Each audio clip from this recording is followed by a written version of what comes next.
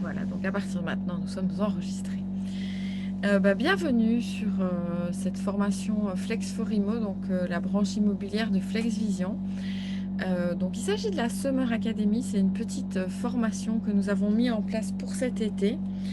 L'objectif étant de vous proposer, de vous informer un maximum sur le marketing, puisqu'on sait que l'été est une période un petit peu plus calme en immobilier.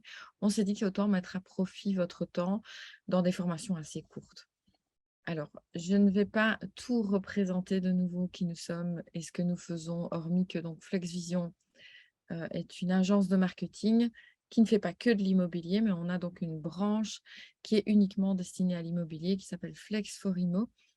Et donc, Flex for Immo est composé d'experts de chaque domaine. Donc, chez nous, vous n'avez pas une personne qui est community manager et qui va se charger de tout votre dossier, mais un community manager, un expert SEA, un rédacteur, un graphiste, un vidéaste, etc., autour d'un seul projet. Alors, on a beaucoup de clients dans l'immobilier et ça fait maintenant donc 12 ou 13 ans, peut-être, je ne sais plus, que nous existons dans l'immobilier. Alors aujourd'hui, on va parler donc de Google Ads. Alors pourquoi? Parce que j'ai constaté majoritairement que mes clients n'y comprennent absolument rien. Tout simplement, parfois, ils vont avoir un problème de carte bancaire qui n'est plus connectée à leur compte Google Ads. On va leur redemander pour la reconnecter et ils vont nous dire oui, mais d'accord, mais rappelle-moi d'abord à quoi ça sert. Donc, l'occasion était de vous expliquer ce qu'est Google Ads, à quoi ça sert en immobilier particulièrement et surtout bon, comment ça marche. Alors, en gros, déjà, je vais vraiment partir comme si vous n'y compreniez rien du tout parce que je sais que parmi les gens qui nous regarderont, ça arrive. C'est en gros, c'est comme si vous passiez sur la plus grosse chaîne de télé du monde, en résumé du résumé. Donc, je sais que par exemple en immobilier, j'ai des clients qui n'hésitent pas à mettre plusieurs milliers d'euros dans une pub print par exemple, ou qui vont faire un passage radio qui va finalement coûter une fortune et qui vont par contre hésiter à dépenser dans Google Ads. Bon, c'est une grosse erreur et c'est un très mauvais calcul. En gros, Google Ads, c'est comme si vous vous étiez diffusé sur la plus grosse télé du monde, la plus grosse chaîne de télé du monde, mais pour moins cher, avec un plus gros suivi des résultats puisque vous pouvez savoir exactement ce que votre pub a donné. Et puis, c'est aussi comme si cette chaîne de télé était la mieux informée sur ses spectateurs. Puisque Google, on le sait, il sait tout de vous, ou presque, puisque Google va traquer les sites sur lesquels vous allez, ce que vous achetez, là où vous êtes réactif, ce que vous regardez, ce que vous lisez, ce que vous écoutez. Google sait absolument tout ça. Et Google peut en déduire sur base de ce qu'il sait de vous, dans quelle situation vous vous trouvez. Par exemple, sur Google, on peut plus ou moins savoir quels sont les gens qui viennent de se marier, par exemple, ou quels sont les gens qui envisagent de déménager. Tout simplement parce que leurs recherches permettent de déduire, alors pas toujours de façon juste, mais en tout cas de façon aussi juste que possible. Google va permettre de déduire dans quelle situation se trouve la personne. Alors, le point négatif de Google, c'est que, en tout cas de Google Ads, c'est que c'est très, très, très mal compris. C'est une grosse soupe dans la tête des gens. En règle générale, on va voir le search et le display, c'est incompréhensible pour beaucoup. Et pourtant, donc, vous êtes soumis à Google Ads tous les jours, quoi que vous fassiez, à moins que vous n'ayez installé des barrières anti-pub. Bon, ce que je vous déconseille, hein, finalement, parce que quand on est soi-même dans le métier de diffuser de la pub, couper les écrans publicitaires, ça ne vous permet pas de voir ce que font vos concurrents déjà, et de voir ce que vous faites aussi. Donc l'un dans l'autre, ça n'a pas de sens d'installer un tracker quand soi-même on fait de la pub. Mais bon, un bloqueur quand soi-même on fait de la pub. Donc Adblock, etc., moi, je vous déconseille. Alors, je sais que beaucoup d'agents aussi me disent, oui, mais il y a beaucoup de gens qui utilisent Adblock. Il y en a, bien sûr, mais il n'y en a pas tant que ça au final. et sinon ça se saurait. Et de toute façon, peu importe si ces gens bloquent leur pub, il vous reste tous les autres qui ne le font pas. Et entre autres, par exemple, on sait que les personnes plus âgées n'utilisent pas de bloqueur. Or, pour un agent immobilier, une personne de 60 ans qui envisage de revendre sa maison pour acheter un appartement, par exemple, c'est tout bénef comme public, donc c'est très intéressant. Alors, l'endroit où déjà ça commence à perdre au niveau de la compréhension, c'est les différentes possibilités de Google. Donc, Google, en gros, il y a vraiment deux grands réseaux pour plusieurs types de campagnes. On a le réseau Search, qui est le réseau de recherche, c'est-à-dire quand quelqu'un tape, vous faites ça tous les jours de votre vie, hein, j'imagine, vous cherchez quelque chose, vous tapez la question dans Google et Google vous donne une réponse. Ça, c'est le réseau Search. Et on peut payer dans le réseau Search pour se retrouver, donc, par exemple, sur Agence immobilière Wellin, j'ai mis comme exemple. Et on peut se retrouver en payant tout en haut. On peut se retrouver tout en haut avec le petit annonce qui est devant. Ça, c'est le Google Ads en Search. Donc, Google Ads, c'est quand on paye Google. J'essaie d'être vraiment aussi clair que possible. Vous payez Google, vous lui donnez de l'argent pour être affiché. Donc, ici, en Search, vous payez Google Ads pour arriver dans les résultats de recherche de quelqu'un qui est en train de faire une recherche. Et Google annonce à l'audience que c'est payant puisqu'on peut voir le petit mot annonce devant. Et puis, d'un autre côté, on a le display qui est vraiment encore moins compris ici. Le display, en gros, donc Google a des milliers de sites partenaires. Des milliers. D'ailleurs, si vous avez un blog qui marche, Google va vous proposer de devenir partenaire. Et vous pouvez choisir d'être partenaire. Et donc, ça signifie que vous allez dire à Google, OK, je vais être partenaire de toi. Je te donne cet espace sur mon site web sur lequel tu pourras afficher de la pub. Alors, vous allez afficher de la pub sur les côtés, etc., un petit peu partout, hein, sur les sites, on peut faire de la pub un peu partout. Et en fait, Google va vous rétribuer, quand vous êtes partenaire Google dans ce cadre-là, va vous rétribuer, par exemple, au nombre de clics que les gens ont effectués sur… alors, ça rapporte pas énormément pour un site moyen, mais par exemple, pour des sites comme les grands journaux, voilà, ici, j'ai cité Le Monde ou La Dépêche, ou en Belgique, on peut prendre La Meuse, etc. Là, ça rapporte beaucoup parce que ils ont une énorme visibilité et donc ça génère des clics. Parfois des clics involontaires, mais quand même, quand il y a un clic involontaire, le partenaire est payé. Et donc, le display, vous, en tant que client Google, vous pouvez choisir d'afficher vos pubs sur le réseau display. Alors là, ce n'est pas quelqu'un qui est en train de faire une recherche pour vous retrouver, c'est quelqu'un qui est sur un site web, qui n'est pas du tout forcément intéressé par vos services a priori, et qui va avoir une pub pour vous. Alors là, vous voyez sur l'écran, on a par exemple la poterie de Paul, qui pourrait être affichée de cette façon-là sur certains sites. Et en fait, bah, voilà, ça peut être diffusé sur plein de sites différents. Par contre, vous ne pouvez pas choisir où vous affichez. Enfin, vous pouvez déjà configurer pas mal de choses, mais là, il faut déjà s'y connaître très, très bien. Et donc, vous allez pouvoir afficher, mais par contre, vous allez pouvoir dire à Google, voilà quel type de public m'intéresse. Donc, vous allez lui dire, par exemple, un public qui est intéressé par l'immobilier, forcément. Et donc, Google va étudier un peu tous les profils qu'il connaît et dont il dispose, c'est-à-dire 80% des internautes dans le monde.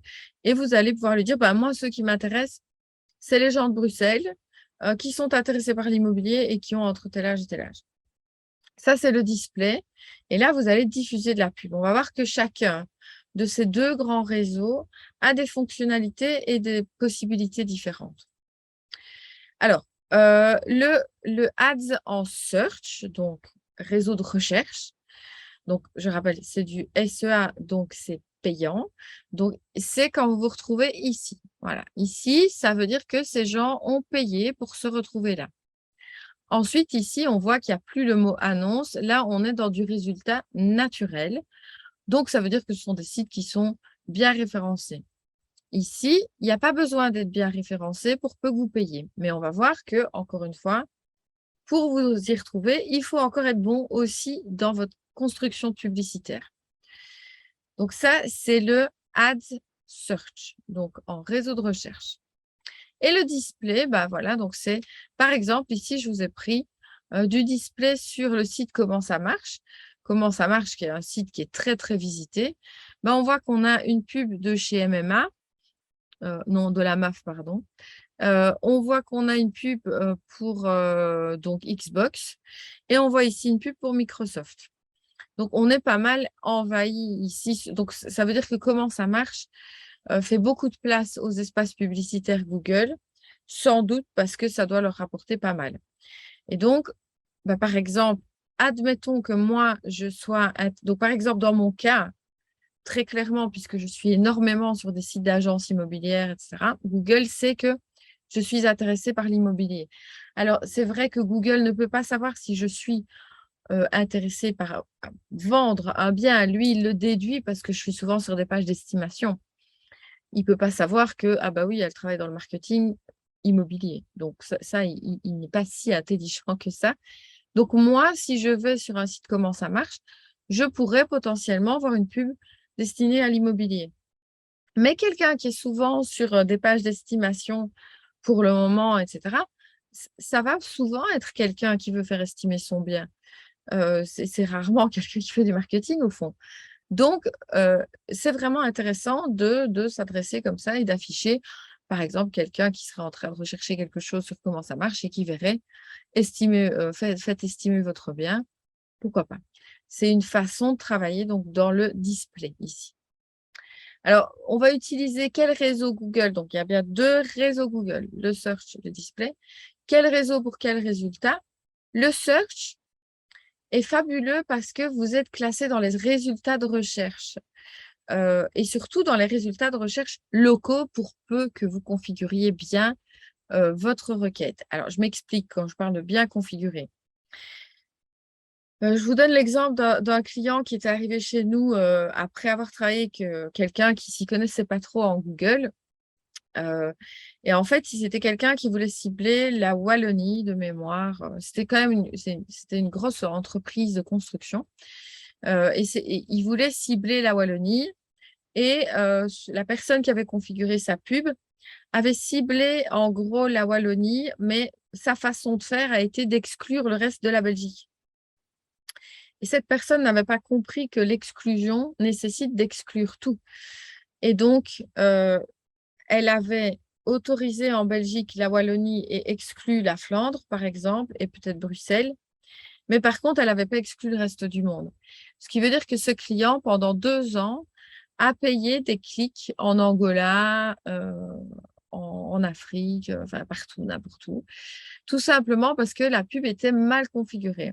Donc, pour être classé dans les résultats de recherche locaux, il faut quand même le faire correctement pour ne pas perdre des clics inutiles. Et bon, si d'aventure il y avait une erreur, ça se voit normalement dans les résultats mensuels, puisque vous pouvez voir que vous avez généré du clic dans un pays qui n'est pas le vôtre, par exemple. Donc, ça va vous permettre d'être classé dans les résultats de recherche locaux sur la requête qui vous intéresse. Souvent, quand vous faites un site web, vous allez, par exemple, vous faites un site web et vous êtes une agence liégeoise, vous allez créer votre site autour du mot Liège.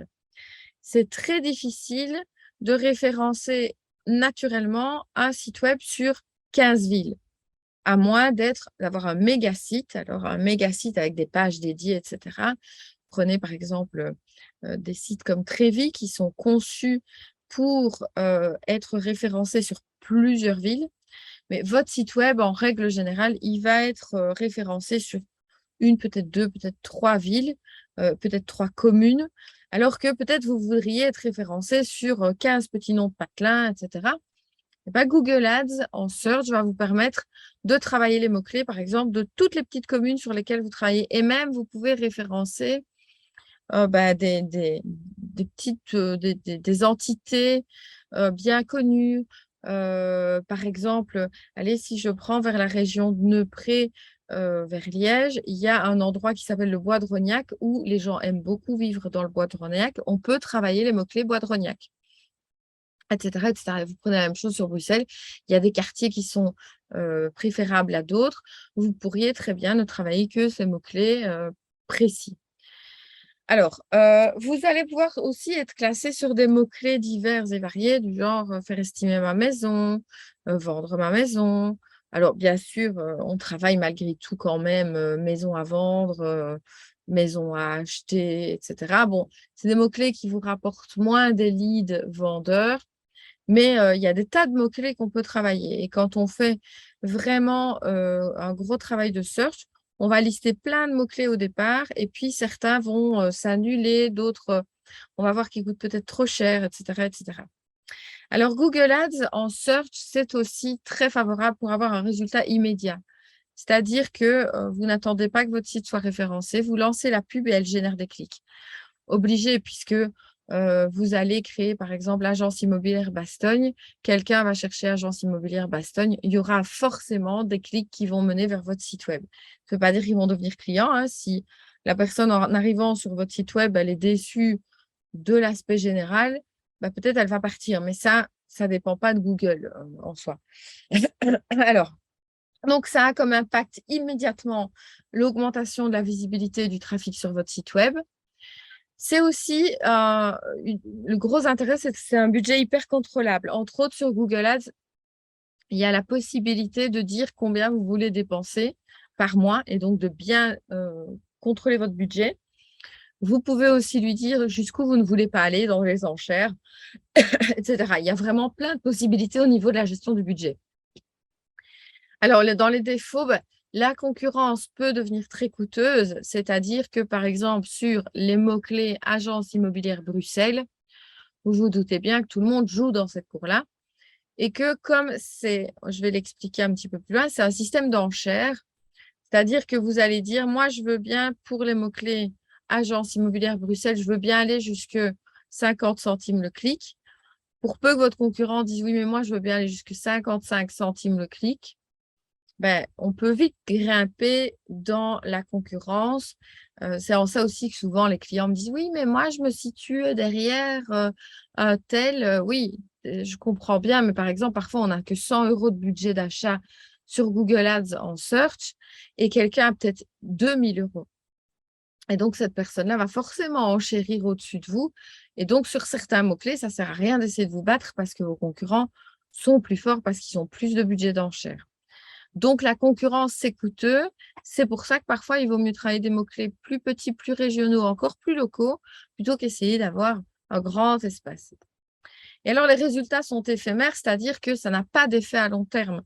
Google Ads en search, vous arrêtez demain. Demain, vous n'avez pas acquis de la notoriété puisque les gens vont continuer à taper agence immobilière Bruxelles, par exemple, mais ils ne vont plus tomber sur vous tout simplement.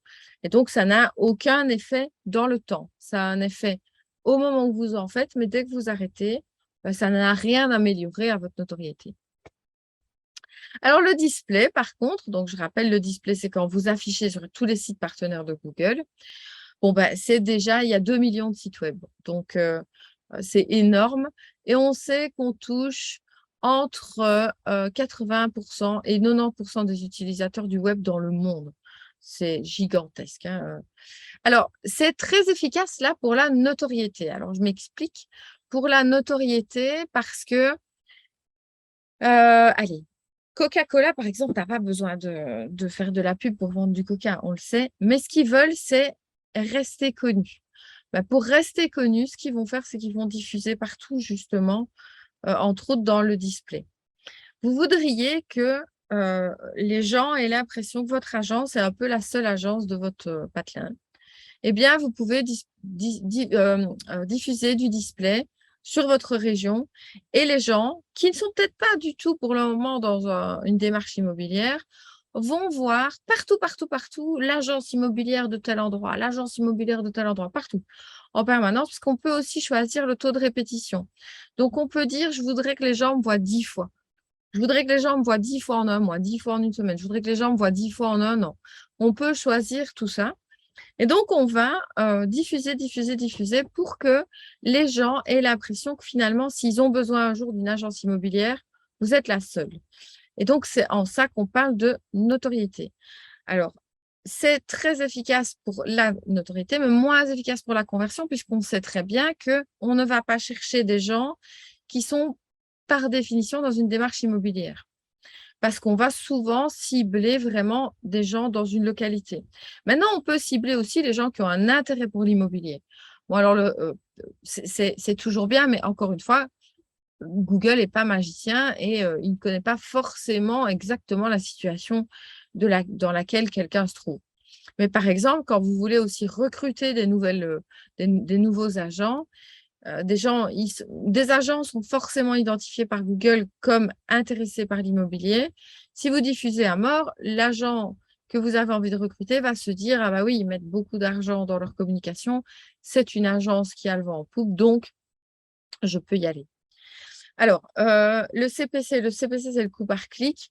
Ça peut être vraiment réduit. Donc, le coût par clic peut vraiment être très bas pour peu que ce soit bien fait. C'est-à-dire pour peu que ce ne soit pas fait par des amateurs, hein. Je suis désolée, mais vraiment, Google, la configuration est très complexe. Personnellement, je suis formée Google. J'ai étudié, je suis certifiée Google. Je suis incapable de lancer une bonne pub sur Google, hein. Nous, on a des experts SEA pour ça. Moi, je suis incapable de le faire correctement. Alors, le display permet aussi le remarketing. Le remarketing, je rappelle ce que c'est. On l'a vu dans la dernière formation. Si vous avez l'occasion de la revoir, revoyez-la. Le remarketing, c'est vous allez sur un site web et vous revoyez la pub. Forcément, super intéressant puisque quelqu'un va venir sur votre site web et va revoir la pub partout où il va. Et si, donc, par exemple, nous, ce qu'on fait, c'est que on lance des campagnes d'estimation, alors déjà dans Google Ads en search, on va en lancer sur Facebook, LinkedIn, etc. Les gens arrivent sur votre page d'estimation, mais ils ne font pas de demande d'estimation. Ceux-là, par exemple, on va les remarketer en leur renvoyant un message. Est-ce que vous savez combien vaut votre maison? Est-ce que vous savez que telle agence peut vous dire combien vaut votre maison? Et on va leur répéter, répéter, répéter. Puisqu'on sait qu'ils sont intéressés par l'estimation, puisqu'ils ont fait le parcours jusqu'à la page d'estimation, ensuite on les poursuit avec ce message. Alors ici, le retour sur investissement est moins mesurable parce que parfois, la notoriété, donc affichée, les gens ne vont pas forcément cliquer. Et or, c'est le clic qui permet vraiment de voir à peu près combien de personnes vous avez intéressées. Bon, quand le taux de clic n'est pas visible, il faut juste vous dire que c'est la visibilité qui compte ici. Et que si vous avez fait une pub hyper mémorable, les gens se rappellent de vous. Alors, une pub hyper mémorable, ça peut ne pas être une belle pub. Ça peut être quelque chose de drôle, ça peut être quelque chose de marquant, ça peut être un truc que vous n'aimez pas forcément. Tout un temps, on avait par exemple dans une agence une tête de mamie un peu rigolote. Je peux vous dire que à force, les gens disaient: «Ah oui, c'est l'agence avec la mamie. Ah oui, ça, vous avez tout gagné à partir de ce moment-là». Et tout est dans la créativité, forcément. Donc là, moins vous êtes créatif, moins c'est notable. Et malheureusement, la créativité n'est pas donnée à tout le monde. Et en plus, je le vois aussi auprès de nos clients, beaucoup ne comprennent pas à quel point c'est important d'être impactant et refusent des campagnes un peu plus marquantes. Vont nous dire c'est trop criard ou vont nous dire je sais pas, enfin, je n'aime pas la mamie, par exemple, ou on la voit tout le temps, la mamie. Oui, vous avez l'impression de la voir tout le temps. Une personne qui va avoir l'impression de ne la voir que 5 ou 6 fois, il va vous retenir, mais lui, il ne la verra pas 50 fois. Oui, vous la voyez parce que c'est votre boîte. Mais, euh, mais vraiment, il faut comprendre, par exemple, Coca-Cola ne s'est jamais dit, oh, dites donc, notre logo, ça fait trop longtemps qu'on le voit. Non, ça ne marche pas comme ça, la pub. Malheureusement, les gens ont besoin de récurrence et de répétition. Alors, en premier, pour choisir sur quel réseau vous allez diffuser, il faut déterminer vos objectifs. Est-ce que vous voulez une action directe? Alors, je ne vais pas rentrer dans le détail parce que c'est très complexe. Si vous voulez faire une action directe, c'est-à-dire que vous voulez que les gens cliquent et aillent sur telle page de votre site web et qu'ils fassent une demande en remplissant un formulaire, là, il faut choisir l'objectif conversion avec enchère intelligente. Il y a plein de types d'enchères, encore une fois. Si vous voulez le trafic, donc amener plein de gens sur votre site web pour pouvoir, par exemple, les remarketer ensuite, là, c'est de l'enchère au coût par clic.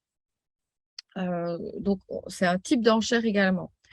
Alors, si vous voulez faire de la notoriété, vous voulez que le plus de monde vous voit. Là, vous allez choisir le coût par mille impressions, donc le CPM. Et si vous voulez plus, par exemple, de vues d'une vidéo, vous allez faire une enchère au CPV, donc au coût par vue. Vous voyez, c'est pour essayer de vous expliquer un peu comment marchent les enchères. Alors, les enchères, en gros, vous choisissez votre objectif et Google va essayer d'améliorer en permanence. Et alors, moins vous vous y connaissez, il y a la solution des enchères intelligentes. Alors, ça, même nous, en agence, on se sert des enchères intelligentes en lancement de campagne parce que ça, c'est un outil qui permet à Google d'apprendre. Et donc, au départ, vous allez lancer votre campagne et elle ne va pas marcher. La première semaine, généralement, une campagne, elle ne marche pas bien parce qu'il est en apprentissage. On l'explique 1000 fois aux clients, mais qui ne comprennent pas toujours.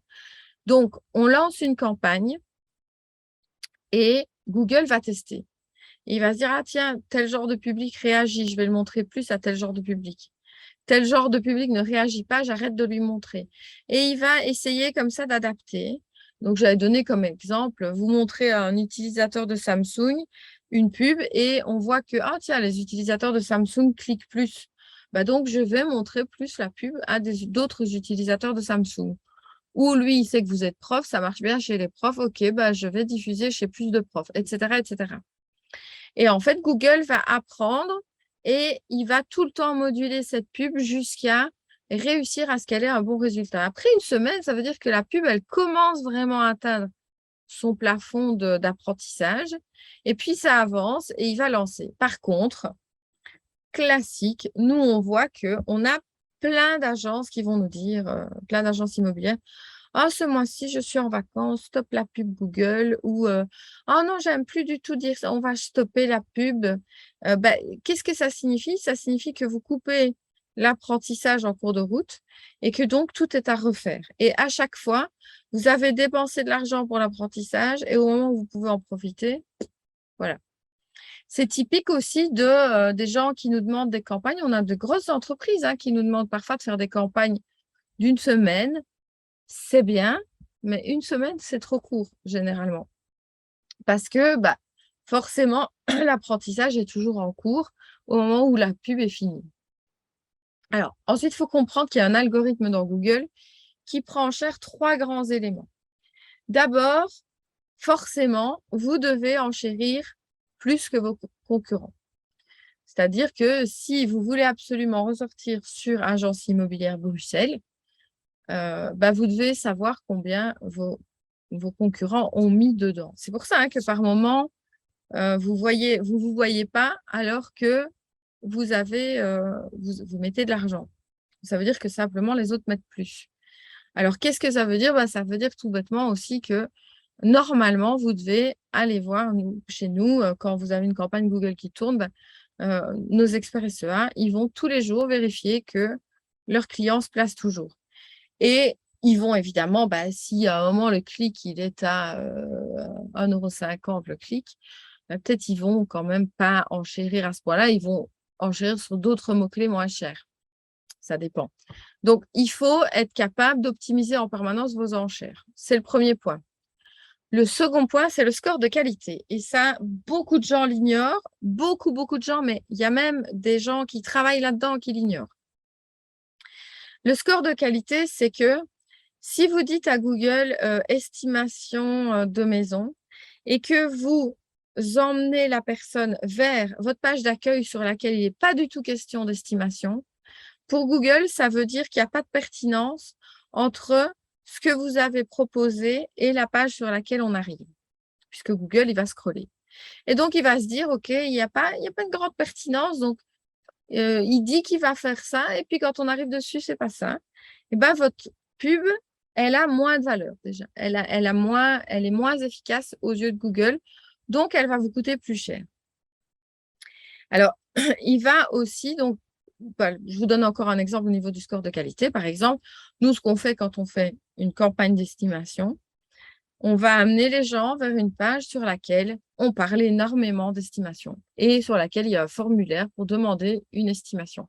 Jamais vers la page d'accueil parce que l'impact sera moins bon. Donc ça, c'est le score de qualité. Mais dedans, il y a aussi la performance de la pub. C'est-à-dire que si après une semaine ou deux, ils voient que les gens, ils arrivent sur votre site web et ils s'en vont directement parce que ça ne les intéresse pas, il va se dire, OK, ce n'est pas pertinent pour mon audience, donc je fais payer plus cher ce client. Ça, c'est le score de qualité. Et le troisième impact, le troisième point, c'est la diversité des extensions. Alors, les extensions, c'est en fait quand on fait une pub, on peut encore ajouter des éléments dessous, etc. Bon, là, ça vient de la configuration vraiment interne. Les extensions peuvent impacter de façon très positive vos campagnes. C'est les 3 éléments que Google va prendre. Et donc, je vous montre un exemple avec la petite image ici. Quelqu'un va dire, moi, sur tel mot-clé, je veux bien mettre 95 centimes. Moi, je veux bien mettre 80. Moi, je veux bien mettre 1,25 €. Moi, je veux bien mettre 1 euro. On va voir que quelqu'un dont la qualité est mauvaise, et c'est lui qui met le plus, hein. Sa qualité est mauvaise et son extension, il n'en a pas. Eh ben, il va de toute façon passer derrière tous les autres. Ce qui veut dire généralement que quand c'est votre secrétaire qui fait du Google Ads, les 3/4 du temps, vous entrez dans cette catégorie-là. Les 3/4 du temps, vraiment. Vous payez, mais vous ne diffusez pas. Et d'ailleurs, vous verrez que vous payerez moins finalement parce qu'il ne va tout simplement pas utiliser votre budget et pas vous montrer. Ou alors, vous allez payer par moment beaucoup, beaucoup plus. Et alors, on voit ici que quelqu'un qui va accepter de mettre 95 centimes avec une qualité moindre, il va quand même, avec mes 2 bonnes extensions, il va passer au-dessus de celui-là qui a une meilleure qualité, mais qui a moins d'extensions. Donc, on voit que celui-là est meilleur. Et celui-là qui a choisi plus, qui a une bonne qualité, qui a des extensions, ben forcément, c'est lui qui va être montré le plus. Et en gros, ça signifie quoi? Bon, c'est malheureusement triste, hein, mais ça signifie que les gros groupes qui travaillent avec des professionnels vont souvent entrer dans ces catégories-là et donc vont toujours vous dépasser. Donc, il faut le savoir. Alors, le remarketing, je rappelle encore une fois, c'est moins cher que le display. C'est diffusé sur le réseau display, mais pas en display. C'est-à-dire donc on n'envoie pas à plein de gens qui ne vous connaissent pas encore, on n'envoie qu'à des gens qui vous connaissent déjà. Et on sait que 75% des utilisateurs qui ont été remarketés le remarquent. Ça veut dire qu'ils intègrent l'image de la marque. Donc, par exemple, si vous avez certainement déjà, si vous avez déjà fait du remarketing, quelqu'un vous a sûrement déjà dit, oh, bah, dis donc, on te voit partout. Parce que le remarketing, ça se voit. Les gens sont déjà allés sur votre site une fois, ils ont un petit peu vu votre logo et ils revoient votre pub, ils revoient votre logo, donc ils vous intègrent encore mieux.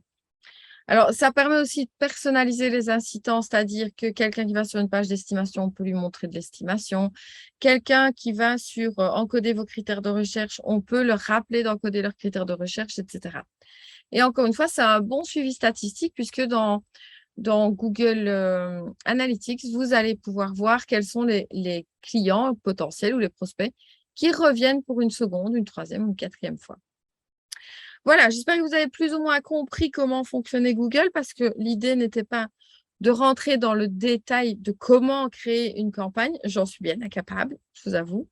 Mais en tout cas, comprendre comment fonctionne Google Ads en tout cas, Google, mon Dieu, c'est encore un plus grand mystère.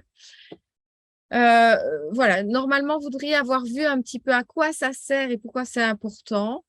Au niveau des budgets, ça dépend ce que vous avez, ce que vous voulez mettre, etc. Et plus le budget est petit, plus on va essayer de convaincre le client de se retrouver sur une zone plus petite au niveau géographique.